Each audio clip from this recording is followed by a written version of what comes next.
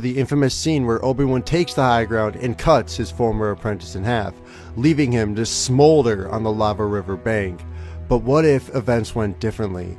What if, instead of losing to his old master, Anakin harnessed all of his dark side powers and effectively landed behind Kenobi, piercing his lightsaber through Obi-Wan's heart? The outcome of this would lead us into today's story, changing the entire galaxy as we know it. Okay, let's begin. It's over, Anakin! I have the high ground! You underestimate my power! Don't try it!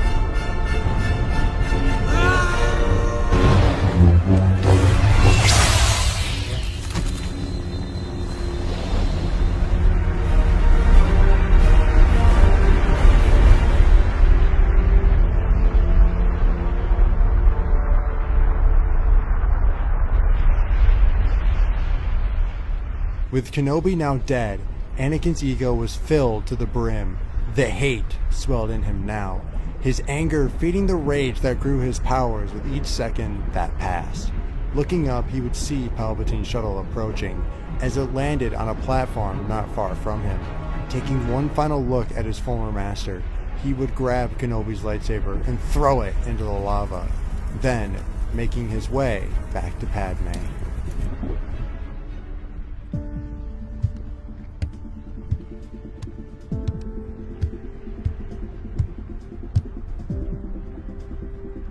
Excellent work, Lord Vader. There are none left to oppose us. You have done well. Your new weapon, my apprentice.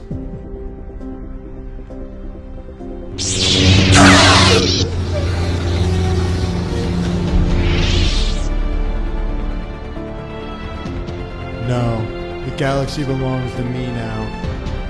With Palpatine now dead, Anakin would rush Padme to a medical center on Coruscant as she was beginning to go into labor. Due to the stress Anakin had caused and the trauma she had received on Mustafar, the Skywalker children would die in Padme's stomach. Upon hearing this, Anakin would crush every single droid in the room, obliterating almost the entire facility in a fit of desperate rage. Heartbroken and saddened, Anakin would tell Padme that it was the Jedi who did this, and that they would pay for what they had done to their lives. They denied him knowledge, they denied him the rank of master, which would have allowed him to enter the restricted section of the Jedi Temple and learn the powers of immortality, to save the ones he loves, but they did not respect him. They did not respect his talents, and they did not believe he was the chosen one. He would vow to Padme that he would search the galaxy for all remaining Jedi that slipped through Order 66. He would travel the galaxy far and wide to learn the ways of the Force, as far as into the unknown regions and whatever lies within. He would stand from the ground, the red and yellow in his eyes burning hotter than the flames of Mustafar. Nothing would stop him now, for he was the most powerful Sith in the galaxy. Padme knew this. He knew this. And in time, the galaxy would know the destiny of Anakin and Padme Skywalker, unfolding in the sands of time. He rose to meet Padme's face, towering over his wife. He spoke. Where shall we start?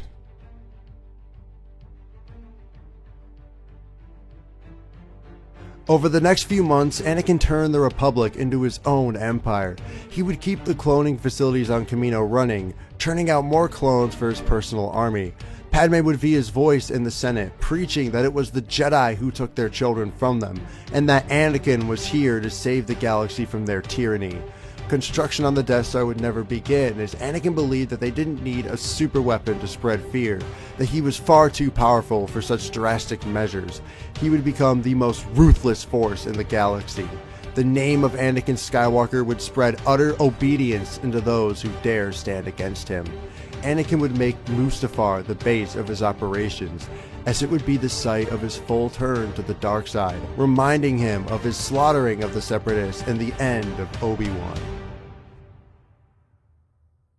One day, Anakin would be meditating in his chambers as Clone Commander Appa would walk in, informing him of something extremely important. Sir, our spies have located a Jedi. He has been hiding out on Kashyyyk. Unfortunately, the unit we sent in to capture him has yet to return. Anakin didn't need any more information. He was leaving at once. Finally, a new Jedi would taste the fury of his crimson blade.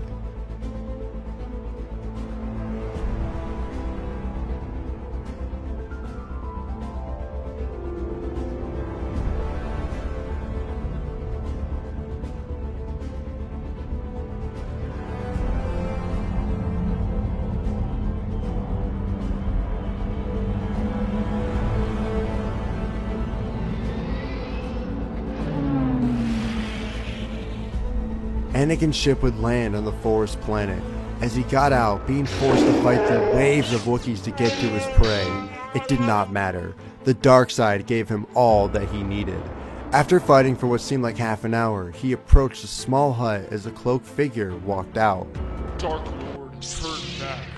Whatever you want, you won't find it here.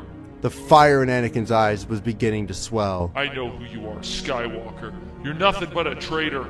Master Windu was right about you after all. Before the Jedi had any time to even react, he was launched into the tree behind him. Getting back up, he would ignite his saber as Vader had already unleashed his Form 5 blade work onto him. Their duel would be short. Anakin's power was unrivaled, unmatched. The dark side will never win. The Jedi will come back. The light side will prevail. Let's see you come back from that.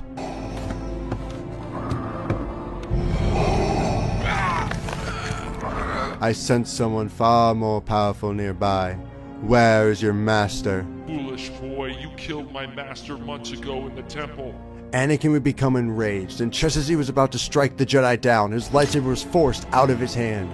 Turning around, he would see a small child holding his crimson blade. Intrigued, he would focus his gaze to the boy, and simply crush the former master's head with the Force, ending his life within the fraction of a second.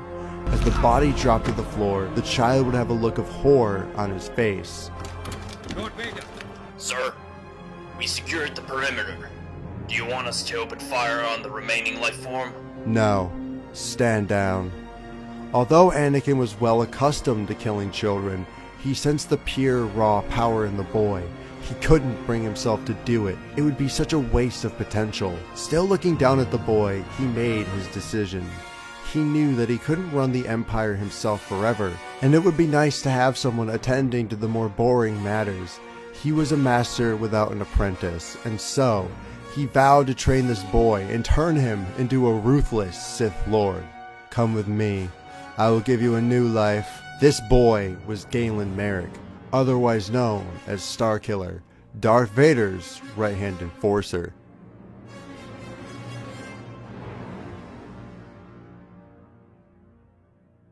Anakin took Starkiller to Mustafar, where he would train him in everything from lightsaber combat to owning his own abilities with the Force. Merrick would learn the fifth form of lightsaber combat just as Anakin had, but instead he would adopt his own unique style based off the principles of the Xi'an variant compared to Anakin's Gem-So. Starkiller would be given a training droid built by Anakin named Proxy, who could simulate any Jedi's combative prowess.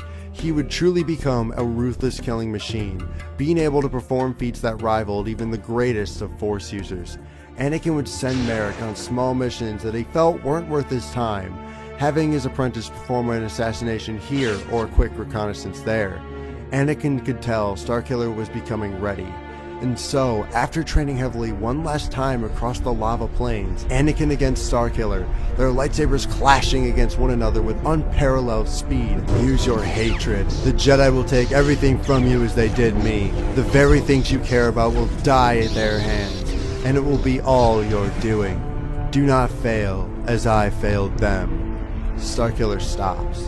Them? Anakin takes a deep breath, realizing what he had just said.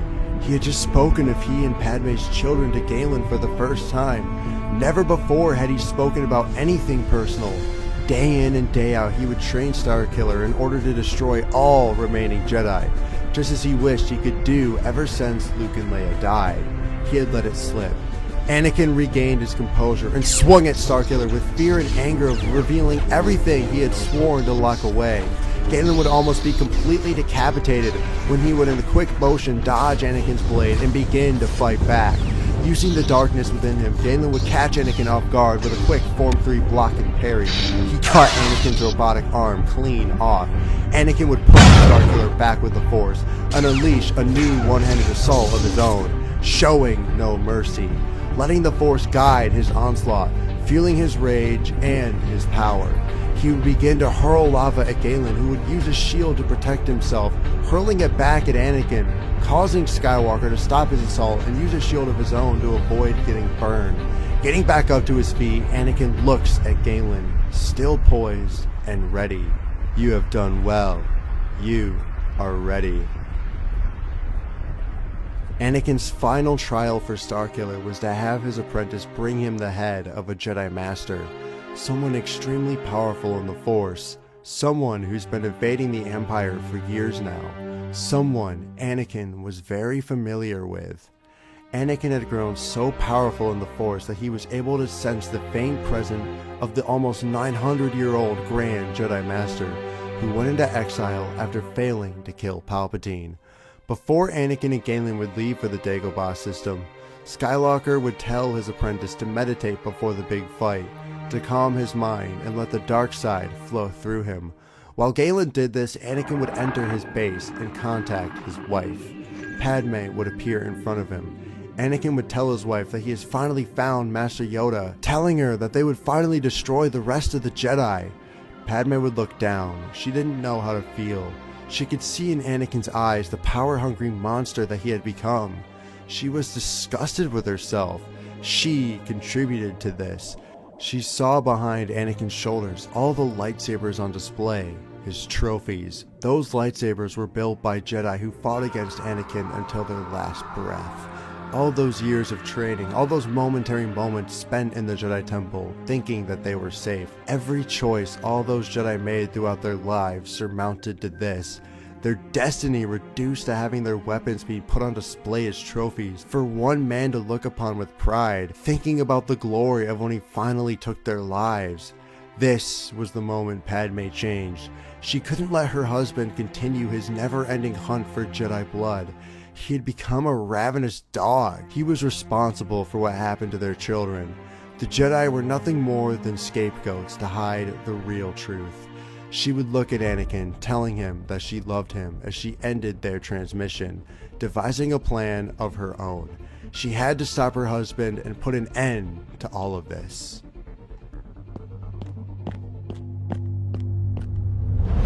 What is thy bidding, my master? It's time.